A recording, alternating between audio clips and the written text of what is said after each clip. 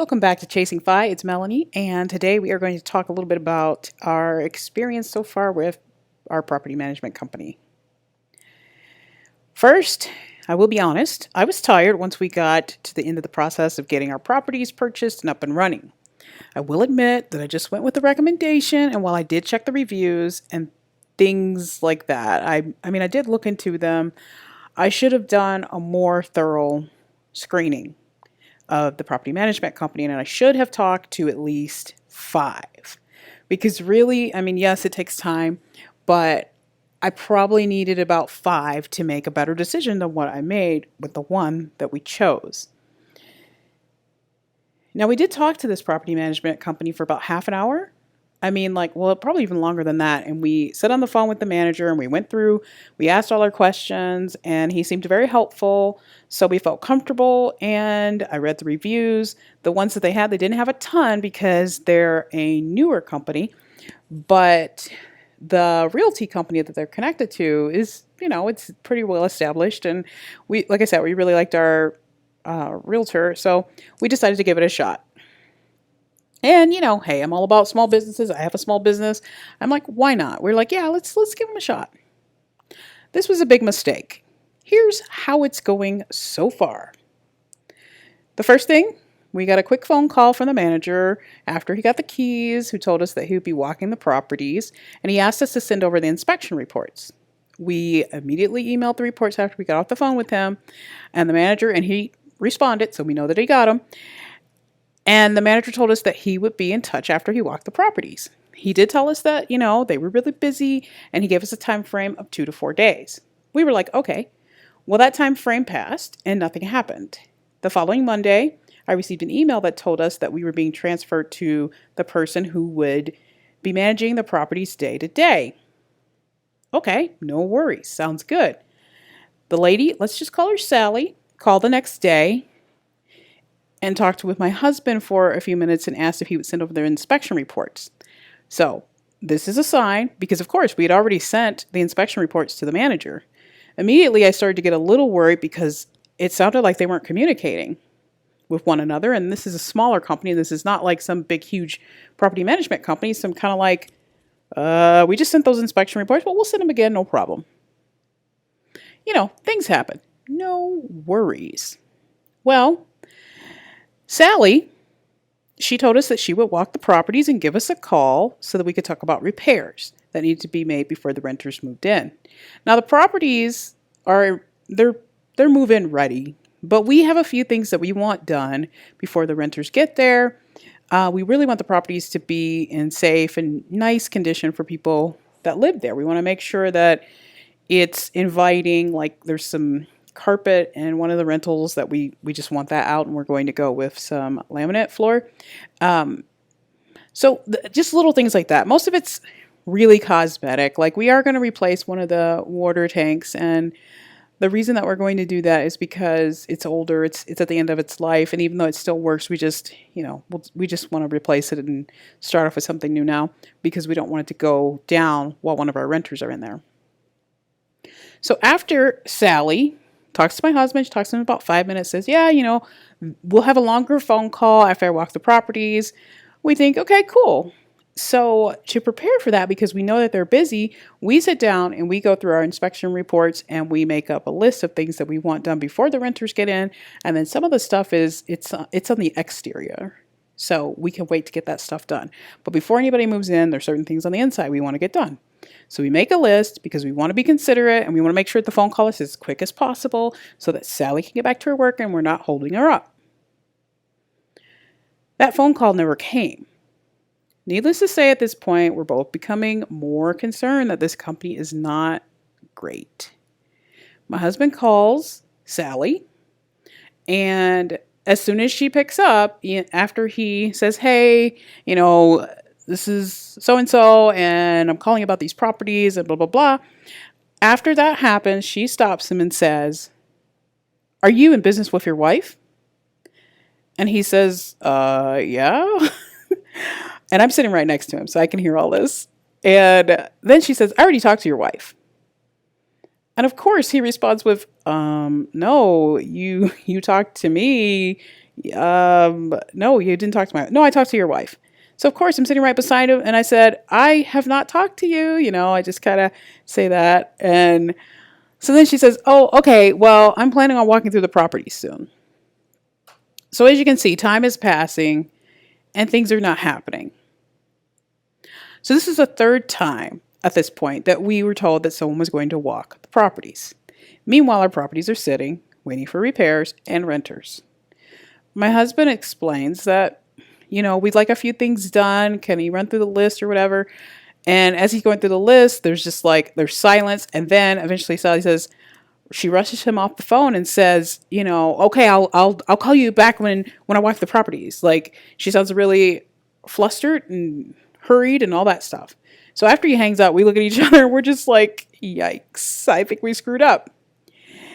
At this point, I decided to review the contract that we signed with the property management company, and it looks like we can get out of it before the properties are rented without losing money. If things continue along the trajectory that they're on right now, we will definitely be moving on. But we really don't want to do that because one thing that Sally mentioned before she rushed my hubby off the phone was that she had a renter for one of the properties. And that's great, right? So we're excited, eager to get things done. And we want to get, obviously we want the house to be ready for the renter. But this next part makes me think that it won't be ready because the logistics are not set up properly. So 2 days after that phone call with Sally, I found an estimate email in my junk mail folder. Now this is interesting too because I have been emailing back and forth with the property management's main email. So this email comes through, I think I think she just used Gmail to send it. So because I have a business, I know that if you have a Gmail account and you're trying to email for business and things like that, sometimes your email will go in the spam or the promotion because most people with businesses, they get an official email address, like you buy the domain. So this was really weird. So she's emailing from a Gmail account. It goes to my junk mail. And then after that, I read the estimate. The estimate actually looks pretty good. And we're like, okay, we're pleased with this estimate. Where can we submit payment? So Sally sent an email back to us telling us to submit payment through Buildium. We hadn't heard of the software, so we emailed back asking questions about how we should access it and if there was login information that we needed, things like that. And her response was for us to go watch some videos and learn how to use the software. So at this point, I'm frustrated because, hello, I know how to use software, but I'm not paying for the software that the property management company uses. I mean, just by going to the website, you can clearly see that Buildium is software for property management.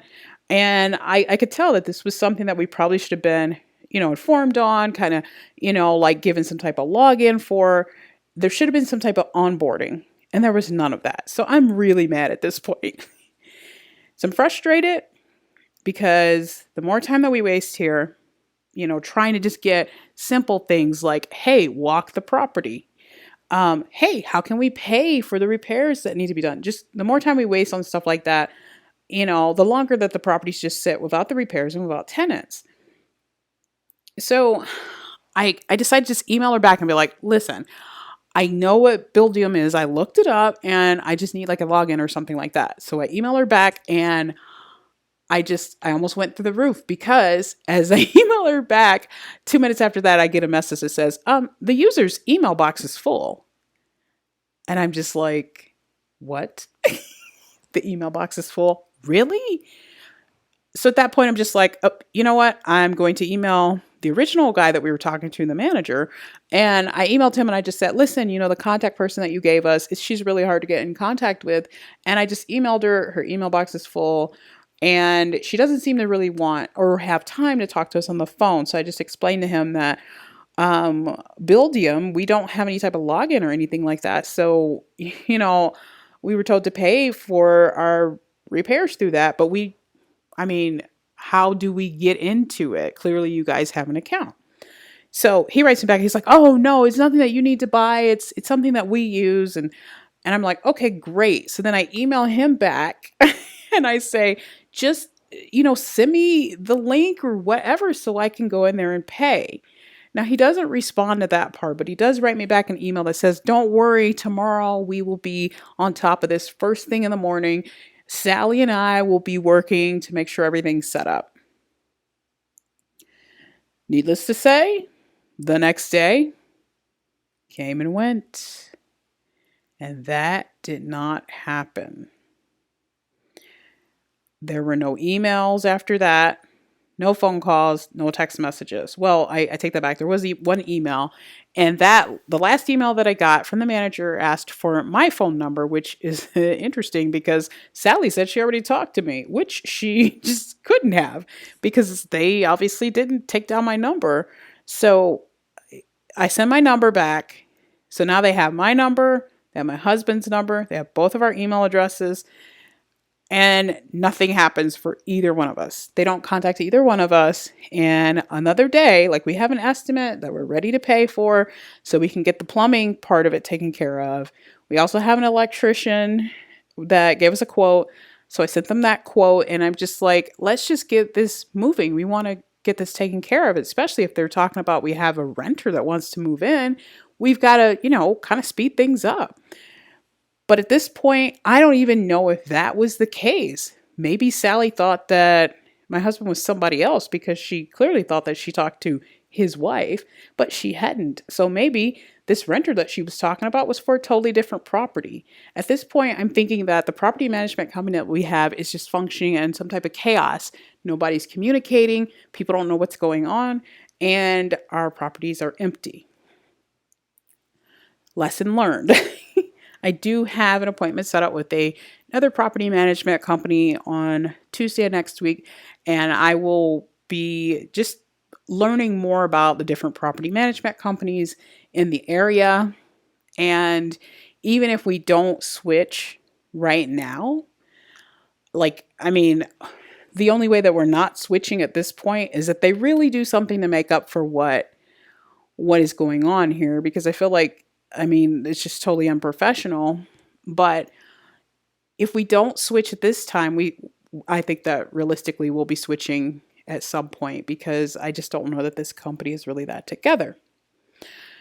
So I am coming up with a list of questions that I'm going to be asking the property management companies, and I am just going to really just interview them and, try to find the best one. So that's it for today. I will keep you updated on this saga. Hopefully we can get this stuff straightened out by next week and start getting the repairs done, because we are really excited to get the places rented. But like I said, we do want to make sure that they're in the best shape possible so that the tenants are safe and happy.